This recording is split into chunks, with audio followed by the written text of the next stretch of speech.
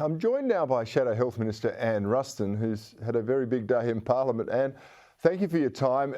It has been a big day, and if we might kick off with the energy bill, Anthony Albanese is trying to paint the coalition as the bad guys, that you're not supportive of reducing household power bills because you voted against it.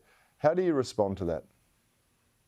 Oh, I mean, it's absolutely ridiculous. What we saw today was the government legislator lie.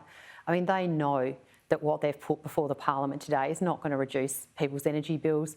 And the proof in the pudding will be next year when people open their energy bills and realise that they've done nothing apart from go up. And it really is tremendously disingenuous. I mean, if we genuinely had believed that the legislation today was going to give real cost of living relief to Australian families in the lead up to Christmas, we would have been the first ones to vote for it. But we know that this bill will not do that. In fact, the complete opposite. It'll push up power prices. It's going to destroy the energy market, because these sorts of interventions in the past have never worked. I don't know why they think they're going to work this time. So we voted against a bill because we knew the bill was not going to deliver what it was promising to, and sadly, Australians will find out that that's the case next year. And you can lay London to a brick. Energy prices will be higher next year, and the government will say they would have been much worse if it wasn't for our bill. They will not be able to measure how much energy prices have been reduced, if at all, from this.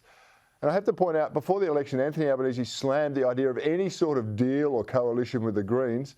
Even as recently as Monday, he was on Radio National Breakfast talking down reports of negotiations. Now, clearly he's either desperate or he's happy to mislead us all, to put it politely. Well, I think that probably the latter is closer to the truth. I mean, this government so far, every single piece of legislation that has been important that we've seen go past has been completely devoid of any detail whatsoever. They're quite happy to do deals behind the scenes with the Greens and with the crossbench in order to get their deals or get their legislation through. And we've got absolutely no idea what those deals were. We have no idea what deal was done with the Greens to get their support for this bill going through today. We don't know what deal was done with Senator David Pocock to get his support for this bill going through. But it's going to make very interesting reading when we see next year's budget, because all of these things are going to come out because they're guaranteed to have a price tag attached to them. Yeah, it always seems to be the same motley crew that just endorse Labor's policies, and there's always going to be a price attached to them.